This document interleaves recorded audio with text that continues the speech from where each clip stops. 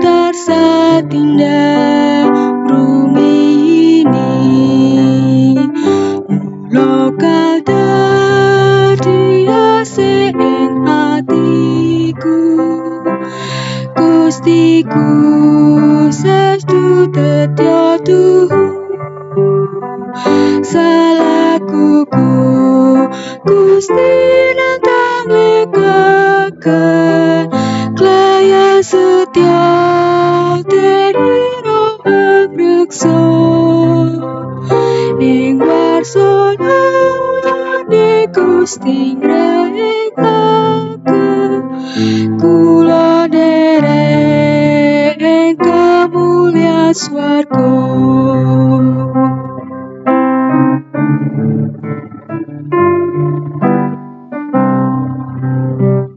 ing nalika imanku wis goyah yen tarsa nyipati kanggo melar sanalika aku engkang ngureka wet Gusti ora bakal ilang sesulaku Gusti nantang nekaken klaya setya dadi roh reksa ing wusanane Gusti ngrelano aku ngrerek ing kamulyan swarga.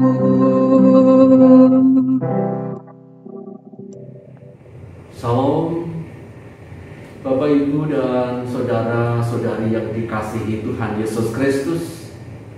Selamat sore dan kita akan kembali mendiskusikan sebuah tema yaitu diakonia kekinian.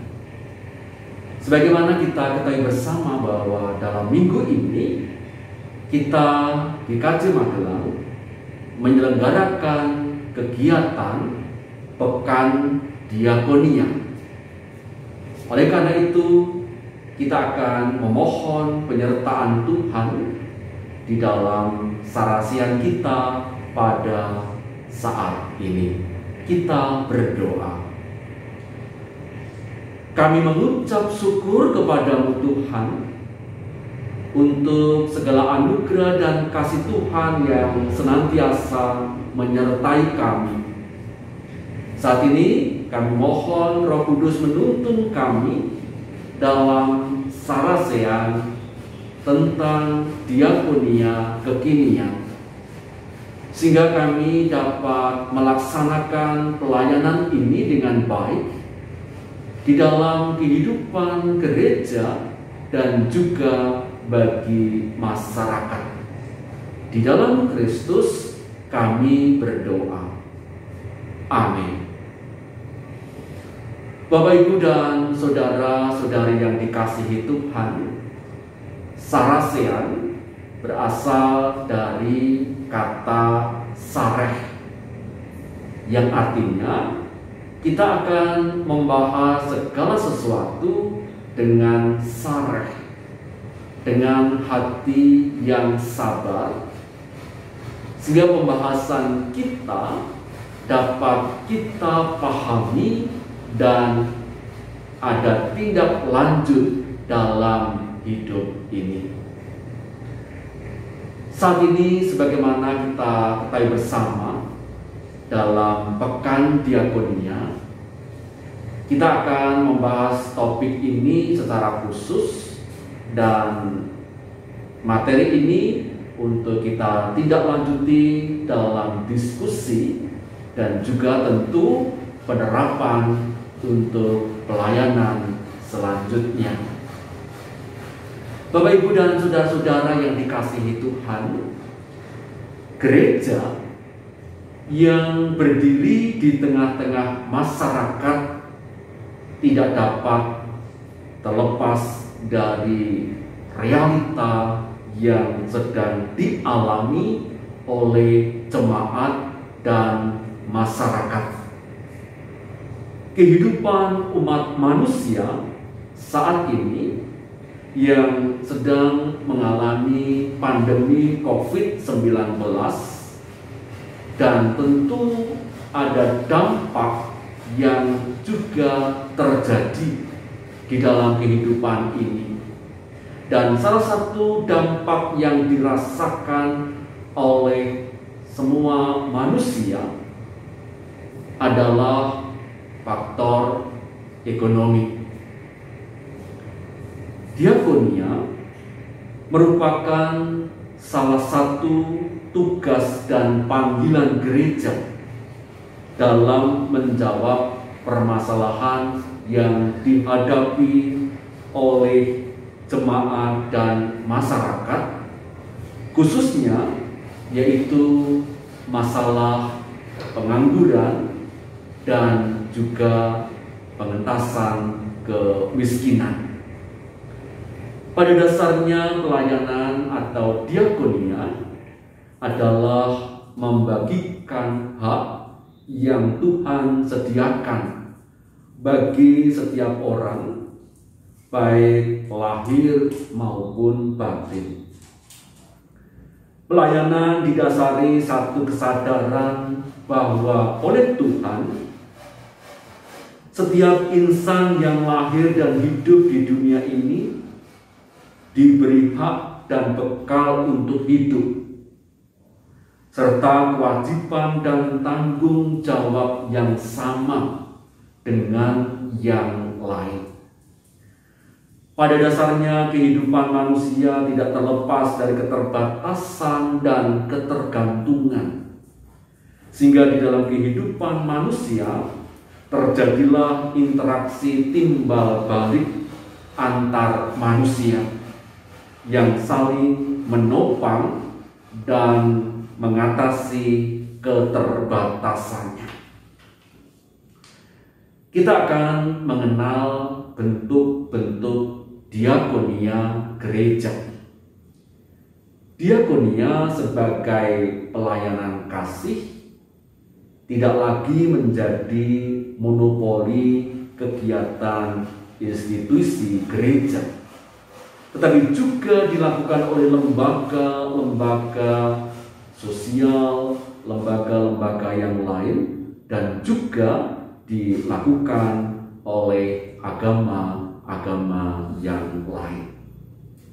Berbicara tentang pelayanan gereja dalam pemberdayaan jemaat dan masyarakat dapat digolongkan 3 model pendekatan, yaitu yang pertama, diakonia karitatif.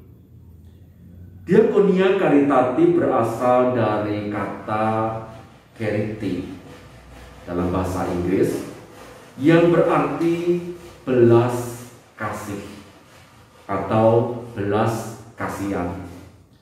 Diakonia ini merupakan bentuk diakonia yang paling tua dipraktekkan oleh gereja. Diwujudkan dalam bentuk pemberian sembako, makanan, pakaian, atau yang sejenisnya untuk atau bagi orang yang benar-benar tidak mampu atau yang benar-benar membutuhkan karena misalnya peristiwa bencana alam. Pendekatan diakonia karitatif sebagai warisan zaman kolonial mendapat kritik tajam dari orang di luar gereja dan kalangan oikomenis. Bagi kalangan di luar gereja, diakonia karitatif sering dikecam karena dituduh sebagai alat untuk menarik seseorang masuk ke dalam gereja. Sebaliknya, bagi kelompok ekumenis, diakonia ini dikecam karena menghasilkan ketergantungan. Tidak dapat disangkal bahwa diakonia karitatif memiliki kelemahan. Tetapi dalam kehidupan sehari-hari, diakonia karitatif tidak dapat dihindari. Dalam kehidupan gereja, diakonia karitatif masih tetap dibutuhkan bagi seseorang yang kondisinya sangat terbatas. Yang kedua, yaitu diakonia reformatif. Kata reformatif berasal dari bahasa Inggris, yaitu reform, yaitu artinya membentuk ulang atau membaharui. Dalam hal ini, diakonia berkaitan dalam usaha membentuk kembali, membaharui, atau memperbaiki situasi hidup, sehingga ia bukan sekedar mendapatkan makanan atau sembako, tetapi lebih dari itu, ia bisa mandiri dalam mengusahakan hidupnya. Diakonia karitatif sering digambarkan sebagai tindakan belas kasih dengan memberi sepotong ikan. Sedangkan diakonia reformatif digambarkan menolong orang dengan memberi alat pancing dan sekaligus mengajar bagaimana cara memancing. Yang ketiga, diakonia transformatif. Diakonia transformatif atau pembebasan digambarkan sebagai pelayanan menjelitkan mata yang tertutup, membuka mindset, dan memampukan kaki seseorang untuk kuat berjalan. Mereka juga butuh dorongan dan semangat untuk percaya pada diri sendiri dengan meyakini akan anugerah Tuhan, potensi yang telah diterima. Model diakonia transformatif dapat membantu gereja dalam mengurangi angka pengangguran dan kemiskinan ketika semua orang menyadari bahwa hidupnya butuh untuk kemandirian dengan cara bekerja atau menciptakan pekerjaan. Bapak, Ibu, dan saudara-saudari yang dikasihi Tuhan, dalam uraian di atas, ketiga model diakonia tersebut pasti memiliki kekuatan dan kelemahan. Namun tidak dapat disangkal ketika model diakonia ini dibutuhkan gereja dalam pelayanan kepada warga jemaat dan juga kepada masyarakat. Diakonia karitatif dibutuhkan dalam keadaan darurat, misalnya sedang terjadi bencana alam.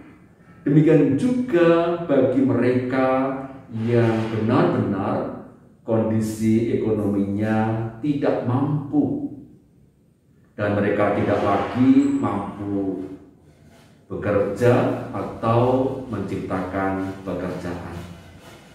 Demikian juga model reformatif dan transformatif dibutuhkan dalam membangun sumber daya manusia.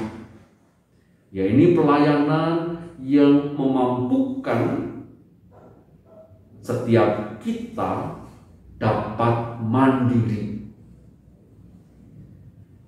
dan juga membangun sumber daya manusia. pelayanan diakonia sangat penting bagi gereja karena menjadi tanda dan tolak ukur kehadiran gereja di dunia ini. Diakonia menjadi hakikat gereja karena gereja diperintahkan untuk masuk ke dalam dunia untuk melayani dunia yang penuh dengan penderitaan.